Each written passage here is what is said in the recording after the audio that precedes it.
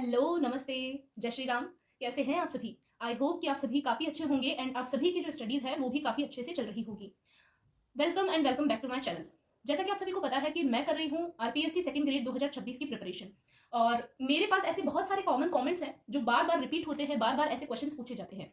तो मैं सबसे पहले आज आपको बता देती हूँ कि इस वीडियो में मैं आप लोगों को क्या-क्या बताने वाली हूँ। सबसे पहले मैं आपको बताऊँगी कि मेरे जो 2025 वाला जो मैंने एग्ज़ाम दिया था, उसमें मैंने कहाँ क्या कमी रखी, उसमें मेरा क्वालीफाई क्यों नहीं हो पाया, मेरे क्या स्कोर रह रहा है, उसकी हम बात करेंगे।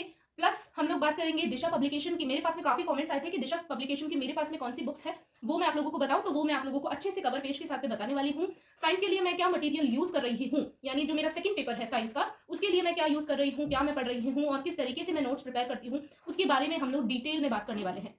सबसे पहले मैं आप लोगों को बताने वाली हूँ कि मेरा जो 2025 वाला एग्जाम है वो मैं क्वालिफाई क्यों नहीं कर पाई या फिर क्या ऐसी मिस्टेक्स मैंने कर दी थी जिस वजह से मुझे उस एग्जाम्स में वापस से अब मेरे को वापस से प्रिपरेशन करनी पड़ रही है या फिर मैं उसमें क्वालिफाई नहीं कर पाई, 40% नहीं आ सके। उस पर हम डिटेल में बात करने वाले हैं, तो वीडियो को एंड तक जरूर देखिएगा। हो सकता है जो मिस्टेक्स मैंने की हो वही मिस्टेक्स आप लोग भी कर रहे हो और अभी इतना टाइम है कि हम उन मिस्टेक्स को सुधार करके अपनी प्रिपरेशन को अच्छी ट्रैक पर लेकर जा सके। तो चलिए स्टार्ट करते हैं। सबसे कॉमन क्वेश्चन मेरे पास में आता है कि हम लोग आरपीएससी सेकंड ग्रेड के लिए जो हमारा जो है वो क्वालिफिकेशन क्राइटेरिया क्या है। तो सबसे पहले मैं बता दूं कि जो भी एस्पिरेंट्स बीएड अभी बीएड सेकंड ईयर में है उनका जो रिजल्ट है वो आरपीएससी सेकंड ग्रेड का जो एग्जाम है उसके पहले उनका जो रिजल्ट है वो आ जाना चाहिए। अब ये बात आप लोगों को बुरी लग सकती है जो अभी प्रिपरेशन कर रहे हैं, लेकिन ये फैक्ट है। आपका सेकंड ईयर का रिजल्ट पहले आना चाहिए। मेरा जब आरपीएससी सेकंड ग्रेड का जो पेपर था वो सितंबर में था, 9 सितंबर को मेरा पेपर था और 5 या 6 सितंबर को मेरा बीएड का सेकंड ईयर का रिजल्ट आया था, इसीलिए मैं एलिजिबल हो पाई थी। इसीलिए ये फैक्ट है कि आपका बीएड सेकंड ईयर का रिजल्ट आना ही चाहिए आपके एग्जाम से पहले। ठीक है, तो ये आप लोग देख लीजिए, जिनका भी अभी सेकंड ईयर चल रहा है, अगर आप लोगों का रिजल्ट एग्जाम से पहले आ जाता है तो नो टेंशन, आप लोग अच्छे से एलिजिबल हो जाओगे। अगर आप लोगों का रिजल्ट नहीं आता है तो फिर थोड़ा डाउट वाला प्रोसेस है। ठीक है, तो वो आप लोग अपने अकॉर्डिंग देख सकते हैं। तो क्वालिफिकेशन की हमने बात कर ली है। सेकंड चीज जो मेरे पास में बार बार क्वेश्चन आता है वो है कि मेरे जो 2025 वाला जो एग्जाम दिया था मैंने, उसमें क्या हुआ था। देखिए, सबसे पहले मैं आपको बता दूं, जब मैंने 2025 वाला एग्जाम दिया था उसमें मेरी 3 से 4 महीने की प्रिपरेशन हुई थी। ठीक है, 3 से 4 महीने की प्रिपरेशन अब कैसे हुई थी, अब आप पूछेंगे कि कैसे हुई। तो देखिए, सबसे पहले मैंने बीएड रेगुलर की थी। मेरे को जो कॉलेज मिला था वहां मुझे डेली जाना पड़ता था, रेगुलर मैंने जाकर के बीएड की थी। फर्स्ट ईयर में कंटिन्यू रेगुलर गई थी। सेकंड ईयर में मैंने प्राइवेट स्कूल ज्वाइन किया था, जॉब करती थी, तो मैंने 9 या 10 मंथ्स वहां पर जॉब किया था। और मैंने मेरी अप्रैल या मार्च तक मैंने वहां पर जॉब किया, तो मैंने जॉब के साथ में प्रिपरेशन की थी। तो टाइम नहीं मिल पाता था, शाम हो जाती थी घर आते आते। एंड ये कंडीशन थी कि पढ़ाई, एक वो होता है ना, एक तो नॉर्मल एस्पिरेंट पढ़ाई करता है, एक होता है जॉब वाला एस्पिरेंट पढ़ाई करता है, वो बहुत ज्यादा डिफरेंस होता है ना। हम लोग जल्दी उठ करके पढ़ सकते हैं, लेकिन जो जॉब करता है उसको जल्दी उठ के जॉब पे जाना होता है। एंड फिर वो जब आता है, एक प्राइवेट सेक्टर में काफ़ी ज़्यादा वर्कलोड भी होता है। एंड उसको ये होता है ना कि वो जॉब के बाद भी उसको कुछ काम ऐसा होता है जो घर पे आने के बाद भी करना होता है, तो वो चीज़ रहती थी। एंड घर पे आने के बाद में पढ़ाई होती थी 3 से 4 घंटे। ठीक है, तो तब मैं जॉब करती थी। अप्रैल तक मैंने जॉब किया था, अप्रैल 2025 तक। ठीक है, न्यू सेशन जैसे ही आया, सेशन स्टार्ट होता है, तो मैंने जॉब जॉब को क्विट किया। तो मेरे पास में देखिए, मई, जून, जुलाई, अगस्त 4 महीने की मैंने प्रिपरेशन की थी। उन 4 महीने की प्रिपरेशन के दम पर ही मैं एग्जाम देने गई थी। मुझे क्लियर पता था कि मेरा इस बार नहीं होने वाला है, लेकिन मुझे एज ए एक्सपीरियंस इस एग्जाम को देना था कि कुछ ना कुछ नहीं होगा तो मुझे सीखने को ही मिलेगा। इसीलिए मैं इस एग्जाम को देने गई थी। ठीक है, तो मुझे पहले से पता था, हर एक स्टूडेंट को अपना लेवल पता होता है कि अपनी कितनी तैयारी हुई है और कितना हम लोग एग्जाम में करने वाले हैं। तो इस वो वाला जो एग्जाम था ना मेरा 2025 वाला, उसमें मुझे पता था कि मेरा कितना लेवल है और मुझे कितना आता है और मेरा सिलेक्शन होगा या नहीं होगा। मुझे पहले से पता था, मैं प्रिपेयर थी उस चीज़ के लिए। ठीक है, तो मैंने क्या किया था, देखिए, मैंने जो नाथ पब्लिकेशन की बुक थी वो मैंने एक बार अच्छे से पढ़ ली थी। मेरे साथ ये हुआ कि मैं थी इंग्लिश मीडियम की स्टूडेंट, मुझे हिंदी बिल्कुल नहीं आती थी। इसीलिए जब मैं जॉब के साथ में स्टडीज करती थी तो आधा टाइम मेरा ट्रांसलेशन में ही निकल जाता था। हिंदी को इंग्लिश में ट्रांसलेट करना, गूगल ट्रांसलेट करना, हर चीज़ को समझना, मुझे उसमें ही 4 महीने लग गए। ठीक है, ना तो कोई कोचिंग थी इंग्लिश मीडियम वालों के लिए। एंड प्लस मैं साइंस से बिलोंग करती हूँ, तो साइंस की तो ना तो बुक्स थी मार्केट में, सेकंड ग्रेड साइंस की कोई बुक्स अवेलेबल नहीं है। इंग्लिश मीडियम वालों की मैं बात कर रही हूँ, नहीं है। सब कुछ उनको एनसीईआरटी से, ग्रेजुएशन की बुक्स से, सब कुछ उनको सेल्फ करना होता है। तो बच्चा उधर ही कहते हैं ना कि फंस के रह जाता है, तो मैं वहां फंस चुकी थी। तो मैंने बहुत सर्च किया, बहुत ज़्यादा सर्च किया, लेकिन मुझे ना तो कोई इंग्लिश में बुक्स मिली एंड ना ही मुझे कोई इंग्लिश में कोचिंग मिली। और मैं सच बताऊं तो मैं कोचिंग करना भी नहीं चाहती थी, मुझे सेल्फ स्टडी करना ही पसंद है, तो मैं सेल्फ स्टडी ही करना चाहती थी। लेकिन मार्केट में साइंस की कोई बुक्स अवेलेबल नहीं थी एंड जो जीके की जो बुक्स थी वो सभी हिंदी मीडियम में थी, इंग्लिश मीडियम में कुछ भी अवेलेबल नहीं था। ठीक है, अब मैं बहुत ज़्यादा स्ट्रेस्ड, तो फिर मैंने डिसाइड किया कि मैं अब हिंदी पे काम करना स्टार्ट करूंगी। मैंने अपना हिंदी पे काम करना शुरू किया। मैंने जीके धीरे धीरे पूरा फर्स्ट पेपर, जीजीटी की जो क्लासेस है, गौरव सर का बहुत बड़ा योगदान है मुझे जीके समझाने में। मैंने उनकी क्लासेस देखना स्टार्ट किया एंड गौरव सर की क्लासेस से मुझे जीके समझ आने लगी। पढ़ाते वो भी हिंदी में ही है, लेकिन हाँ, मुझे जीके में इंटरेस्ट बिल्डअप होने लगा उनकी ट्रिक्स से, उनका जो पढ़ाने की जो टेक्निक है हँसी मज़ाक करके, एंड उसको देखने के बाद में मैंने क्या किया, नाथ पब्लिकेशन का एक-एक वर्ड मैंने पढ़ा, लेकिन वही है कि जब तक हम रिवीजन नहीं करेंगे तो हमें चीज़ें याद नहीं होगी। मैंने एक बार उस बुक को अच्छे से पढ़ा था, लेकिन गलती मेरी ये हो गई कि मैं रिवीजन नहीं कर पाई। ठीक है, तो रिवीजन नहीं था तो मुझे एग्जाम में कुछ याद नहीं रहा। फिर भी मेरा फर्स्ट पेपर काफ़ी अच्छा हुआ था, लेकिन मुझे कौन लेकर के बैठा, करंट अफेयर्स, क्योंकि करंट अफेयर्स मैंने बिल्कुल नहीं पढ़ा था। मूमल का जो वार्षिकांक आता है वो ज़रूर मैं लेकर के आई थी, वार्षिकांक या विशेषांक ऐसा कुछ बोलते हैं उसको, ठीक है? तो वो मैं लेकर आई थी, लेकिन मैं उसको पूरा नहीं पढ़ पाई थी। तो मुझे करंट अफेयर समझ ही नहीं आया और मैंने वहाँ पर लगा दिए तुक्के, और वो तुक्के के चक्कर में मेरा नेगेटिव हो गया। जीके के जो क्वेश्चन सही थे, उसमें मेरे जो नेगेटिव हुए वो करंट अफेयर्स की वजह से हुए। फिर मैंने जब आंसर की आई तो आंसर की में जब मैंने चेक किया तो 36% यानी 74 समथिंग ऐसा कुछ बच रहा है। तो ये हुई पूरी कहानी, ठीक है। साइंस का मेरा जो मैं बताऊं तो मैंने स्कोर ही चेक नहीं किया, क्यों? क्योंकि साइंस का मेरा first of all syllabus he complete नहीं हुआ था उस टाइम में। मैंने क्या किया था, मैंने बायो कंप्लीट की थी, केमिस्ट्री मैं नहीं पढ़ पाई थी, फिजिक्स तो मैंने स्किप ही कर रखी थी, ठीक है। तो बिल्कुल एग्जाम पास आ गया था। बायो मैंने कंप्लीट की थी, only senior secondary portion, graduation portion नहीं किया था।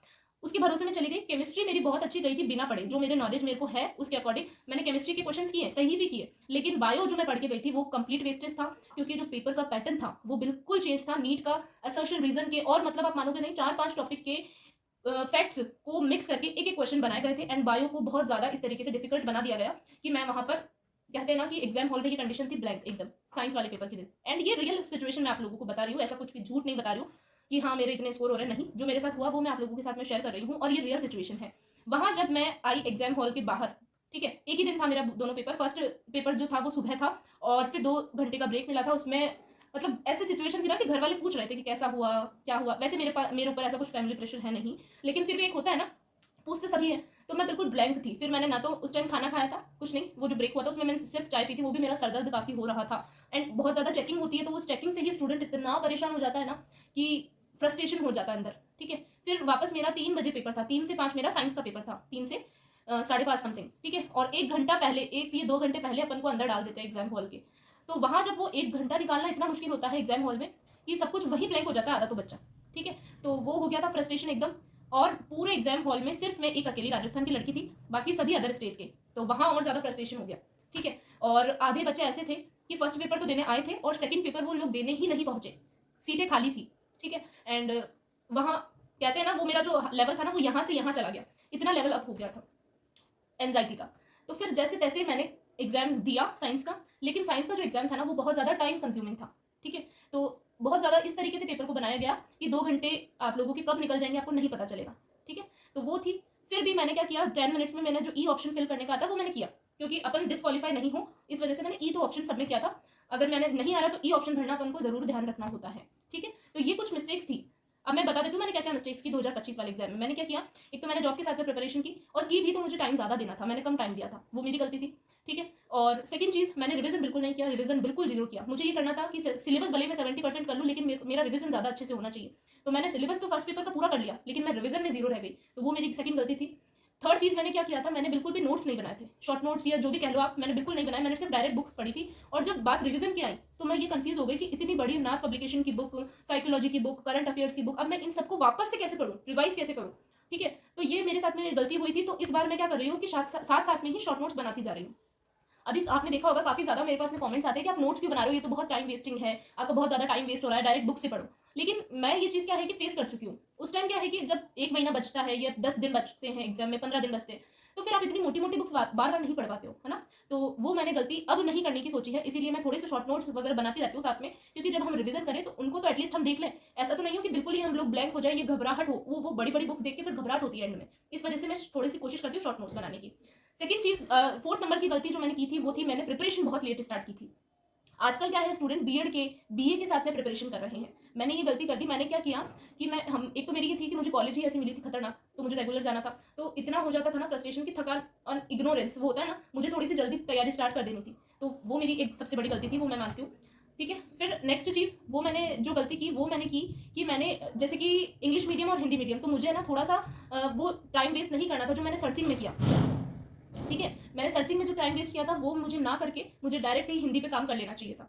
बट वही है कि हम लोग जैसे जैसे चीज़ें देखते हैं तो हमें चीज़ें समझ आती हैं, हम हमारी गलतियों से ही सीखते हैं। तो मैंने मेरी गलतियों से सीखा, एंड ये थी मेरी कंप्लीट, कहते हैं ना कि 2025 वाले एग्जाम की जो स्टोरी है वो मैंने आप लोगों के साथ में शेयर कर दी पूरी। तो ये सब चीज़ें हुई थी, एंड ये कुछ गलतियाँ थी जो मैंने की थी। तो इसीलिए मुझे इनसे क्या समझ आया 2025 वाले एग्जाम से कि रिविजन बहुत ज़्यादा इंपॉर्टेंट है। ठीक है, रिवीजन इंपॉर्टेंट है और जो सब्जेक्ट है उसको भी हमें देखना बहुत ज़्यादा इंपॉर्टेंट है। मैंने ये गलती कर दी कि मुझे लगा कि अपन जीके कभी नहीं पढ़ा तो जीके को वो ज़्यादा टाइम दो, तो मैं उसी तरफ ज़्यादा जाती थी, लेकिन मैंने साइंस को एक साइड रख दिया एंड साइंस का फिर लास्ट में सिलेबस नहीं हो पाया। तो वो मैं गलती इस बार नहीं करना चाहती हूँ, इसीलिए मैं एक हफ्ता पूरा जीके को देती हूँ एंड एक हफ्ता पूरा साइंस को देती हूँ। सेकंड चीज़, शॉर्ट नोट्स मैं अभी बना रही हूँ साथ साथ में, तो मुझे वो टेंशन नहीं है कि मुझे रिवीजन में क्या पढ़ना है एंड ऑल, तो वो सभी चीज़ें मैं साथ साथ में करती जा रही हूँ, तो मैं अभी रिलीफ है मुझे। ठीक है, फिर मैं और जो गलती है, अब मैं हिंदी में काफ़ी, अब मुझे हिंदी समझ आने लगी है, जीके की मैं अच्छी खासी हिंदी समझ सकती हूँ, तो वो मुझे स्ट्रेस नहीं है। तो ये कुछ गलतियां हैं जो मैंने की है। और पिछली बार मैंने क्या किया था जॉब के साथ में, अभी मैंने जॉब छोड़ के प्रिपरेशन की है, मैंने जॉब छोड़ी ताकि मैं अच्छे से प्रिपरेशन एक बार कंटिन्यू कर सकूँ। तो वो मेरा सबसे बड़ी सीख मैंने जो ली थी, वो मैं ऐसा नहीं कह रही हूँ कि देखिए सबकी बस की बात नहीं है, सबकी प्रॉब्लम्स है, मेरे भी है, सबकी लाइफ में होती है प्रॉब्लम्स, है ना, तो वो डील करना पड़ता है, हमें कोशिश करनी पड़ती है। एंड एडजस्टमेंट का नाम ही लाइफ है, वो तो आपको पता है। एंड लाइफ हमें हर एक फेज में कुछ ना कुछ सीख जरूर देती है, तो मुझे भी बहुत सारी सीख मिली इसके साथ ही। और एक और सबसे बड़ा सबक मैंने ये सीखा कि मुझे बीएड के साथ में प्रिपरेशन करना स्टार्ट कर देना था। एंड जो अभी बीएड के साथ में प्रिपरेशन कर रहे हैं भाई, उनके लिए तो मैं कह रही हूँ ना, बहुत अच्छा डिसीजन है, वो बहुत अच्छा डिसीजन ले रखे हैं अगर वो अभी से पढ़ना स्टार्ट कर रहे हैं तो इसीलिए अपनी प्रिपरेशन को जल्दी स्टार्ट कर दो ताकि नहीं हो। एंड वो कहते हैं ना कि साइंस वाला एक वो फंस के रह जाता है, बीएससी में उसको बहुत ज़्यादा पढ़ना पड़ता है। मैं ऐसा नहीं कह रही हूँ, किसी भी सब्जेक्ट का नहीं कह रही हूँ, लेकिन वो साइंस वाला बेचारा प्रैक्टिकल भी दे रहा है, वो लैब में भी एक्सपेरिमेंट कर रहा है, बहुत स्ट्रेस होता है ना। एंड तो इसमें ज़्यादा फंस के रह जाता है इंसान, तो यही सेम मेरे साथ हुआ। तो यही चीज़ें हैं, एडजस्टमेंट में थोड़ा सा हो जाता है। तो वही है, जो भी मैं साइंस वाले स्टूडेंट्स ये वीडियो देख रहे हैं, मैं यही कहूँगी कि आप लोग अगर टीचर की प्रिपरेशन कर रहे हो, टीचिंग एग्जाम्स की या कोई भी कॉम्पिटेटिव एग्जाम की, तो आप जीके को स्ट्रॉन्ग धीरे धीरे बनाना स्टार्ट कर दो ताकि आप लोगों को बाद में रिग्रेट ना हो एंड बाद में आप लोगों को इतना ना स्ट्रगल करना पड़े। ठीक है, तो ये कंप्लीट आप लोगों को चीज़ें मैंने बता दी। आई होप हो सकता है किसी के लिए चीज़ें हेल्पफुल हो एंड किसी के लिए ना भी हो। ठीक है, तो ये पूरी स्ट्रेटेजी तो नहीं कह सकते हो, अब ये सीख ले ली है मैंने कि हाँ मुझे इस टाइम ये गलतियां नहीं दोहरानी है। तो ये स्टोरी थी। एंड अगर कोई इससे रिलेट कर पाए तो कमेंट में लिखना, आप लोग अपनी स्टोरी भी शेयर कर सकते हो। तो देखिए सबकी अपनी लाइफ है एंड आती रहती है सिचुएशंस, मुसीबतें, लेकिन हाँ वही है, हम रुके नहीं, हम डर के चुपचाप बैठे नहीं, वही इंपॉर्टेंट है। तो बस, एंड फिर वापस से प्रिपरेशन स्टार्ट की अक्टूबर से एंड कर रहे हैं, देखते हैं। और रिजल्ट मिलना नहीं मिलना वो सब हमारी किस्मत में, हमारी डेस्टिनी पर डिपेंड करता है, हम लोगों के हाथ में मेहनत है, जो हम लोग मेहनत कर रहे हैं, और बस वही है। तो इसीलिए दुनिया बोलती रहेगी, दुनिया बहुत कुछ बोलेगी, करो वही जो अपने लिए बेस्ट हो, जो हमारे लिए बेस्ट हो। ठीक है, तो ये तो स्टोरी यहीं एंड करते हैं। अब बात करते हैं हम लोग दिशा पब्लिकेशन की बुक की। मैं आप लोगों को, मेरे पास में कौन सी दिशा पब्लिकेशन की बुक्स है अब वो दिखा। तो देखिए गाइज, मेरे पास ये है दिशा पब्लिकेशन की 3 बुक्स है मेरे पास। ठीक है, एक तो है राजस्थान इतिहास कला संस्कृति की, एक है भूगोल अर्थव्यवस्था और राजव्यवस्था की, ये है राजस्थान की। ठीक है, और ये है भारत की जो सब कुछ है इसके अंदर, भारत का मतलब अर्थव्यवस्था है, राजव्यवस्था और विश्व भूगोल भी है इसमें, सॉरी इतिहास है ना, और विश्व का इतिहास है। ठीक है, तो ये है, ये स्पेशली मैंने ले ली थी कि काम आ जाएगी। बाकी मैं लेकर तो ये मेनली तो ये प्रिपरेशन के लिए ये लेकर के आई थी मैं, ये दोनों। ठीक है, तो ये दोनों है मेरे पास में। तो आप लोगों के काफ़ी कमेंट्स आए थे कि एक बार ये बुक्स दिखाओ, तो आप लोगों को आई होप कि अच्छे से दिख रही होगी। तो ये एडिशन है मेरे पास में, 24th एडिशन है इसका, राजस्थान वाली का। ठीक है, 24th एडिशन है। और ये जो भारत वाली है इसका तो अब आप देख लो, ये वाली है भारत वाली। ठीक है, तो इसमें आप लोगों को सभी मिल जाता है, ये सारी आती है इसके अंदर। तो काफ़ी अच्छे से रहते हैं इसमें, PYQs एंड व्याख्या भी इसमें काफ़ी डिटेल में रहती है, तो समझ भी अच्छा आ जाता है। तो मैं तो ये यूज़ करती हूँ PYQs के लिए, एंड आप लोग अपने अकॉर्डिंग भी कर सकते हो, ऐसा कुछ नहीं है, बट मुझे ये अच्छी लगती है तो मैंने ये वाली ली थी। ठीक है, अब देखो ये मैं साइंस का अपना बता देती हूँ, मैं साइंस में क्या क्या यूज़ कर रही हूँ। देखो साइंस के लिए मेरे पास ये सिर्फ बायो के मॉड्यूल्स है, बॉटनी के, जूलॉजी के। ठीक है, तो ये तो मेरे हैं मॉड्यूल्स, ये मैं यूज़ कर रही हूँ। NCERT भी पढ़ती हूँ साथ में, NCERT में मतलब PDF से पढ़ लेती हूँ, वो ऐप मैंने बताया है उससे। ठीक है, एंड जो जुड़े हुए हैं मेरे साथ में तो उनको तो पता है कि कौन से ऐप की मैं बात कर रही हूँ। क्वेश्चन प्रैक्टिस में जो NCERT वाला बेस है उससे, मतलब सीनियर सेकेंडरी वाला जो पोर्शन है वो मैं MTG फिंगर टिप से कर रही हूँ। दोनों है मेरे पास में, बायो की और केमिस्ट्री की। ठीक है, तो ये है मेरे पास में, बस ग्रेजुएशन का भी कुछ नहीं है। और जो कहते हैं ना कि आप पढ़ते नहीं हो, ठीक है, आप दिन भर वीडियो बनाते रहते हो, तो ये उनको मैं बता दूँ, ये मेरे हैं नोट्स। ठीक है, तो अपनी पढ़ाई सभी करते हैं, सबको अपनी पढ़ाई बहुत प्यारी होती है। ये है मेरे नोट्स, तो ये मेरे कल्चर के और हिस्ट्री के, भूगोल के, ये देखो भूगोल के ये 2 रजिस्टर हो गई ना मेरी, राजस्थान ज्योग्राफी, उसके ये 2 रजिस्टर में नोट्स है। तो ये मेरी है नोट्स वाली, ये मेरी फर्स्ट पेपर की बुक्स है, ये मैं नहीं पढ़ती हूँ। एंड किसी के पास ये बुक्स भी हो ना तो आप लोग ये मत पढ़ना, साइंस की है ये मैं लेकर के आई थी, लेकिन इनमें टॉपिक्स ही नहीं है, बहुत ज़्यादा टॉपिक्स मिस है, बहुत कुछ मिस है इसके अंदर। तो अगर ये मैंने पढ़ी नहीं है, लेकर आई थी लेकिन मैंने पढ़ी नहीं। ठीक है, तो ये ऐसी कैसी पढ़ी है, मैंने कभी इनको नहीं पढ़ा है, तो इसमें काफ़ी कुछ मिस है टॉपिक्स। तो इसके अकॉर्डिंग अगर आप चल रहे हो तो आप लोगों को एक्स्ट्रा बहुत चीज़ें करनी पड़ेगी। एंड हिंदी में है ये, तो मुझे समझ भी नहीं आई थी, इसलिए भी मैंने नहीं पढ़ी। ठीक है, तो फिर ये है। और ये तो रही दिशा पब्लिकेशन की, ये नाथ पब्लिकेशन की बुक है जो मैं अभी यूज़ कर रही हूँ। एंड नए डाटाज में GGD की बुक से कर रही हूँ। एंड GGD की बुक में मैटर मुझे थोड़ा कम लगा, इसीलिए मैं इसको ज़्यादा यूज़ नहीं करती हूँ। केवल जो डाटा होते हैं, डेट्स वगैरह होती है, वो मैं इसमें से देख लेती हूँ बस। और साइकोलॉजी के लिए मैं ये पढ़ रही हूँ अपनी पब्लिकेशन की, धीर सिंह सर की बुक, ठीक है। और राहुल सर की लाई हूँ पॉलिटी की, अभी स्टार्ट नहीं की है, जब भी स्टार्ट करूँगी आप लोगों के साथ में ज़रूर शेयर करूँगी, ठीक है। तो ये तो वन लाइनर्स मैं पहले लाई थी एग्जाम के लिए, वंदना जादव मैम की पहले लाई थी, अभी नहीं पढ़ रही इनको, और ये अभी मैं पढ़ रही हूँ अपनी पब्लिकेशन की, ठीक है। तो ये कुछ बुक्स है मेरे पास में, बस यही है, साइंस का ये मटीरियल है, बस इतना। ग्रेजुएशन का भी कुछ नहीं है, अभी अरेंज करूँगी, देखूँगी कहीं से होगा तो, बट ये मेरी बुक लिस्ट है, ठीक है। तो आई होप कि आप लोगों को आज की ये वीडियो काफ़ी पसंद आई होगी। सिंपल है, सोबर है, मेरे साथ जो चीज़ें हुई वो मैंने शेयर की है बस। और आई होप कि ये कुछ चीज़ें आप लोगों की हेल्प करेगी, बुक लिस्ट वगैरह एंड नोट्स कैसे बनाने हैं किस तरीके से, तो वो आप लोगों की हेल्प करेंगे। एंड वीडियो पसंद आई हो तो चैनल को सब्सक्राइब करिएगा। थैंक यू सो मच, मिलती हूँ आपसे नेक्स्ट वीडियो में।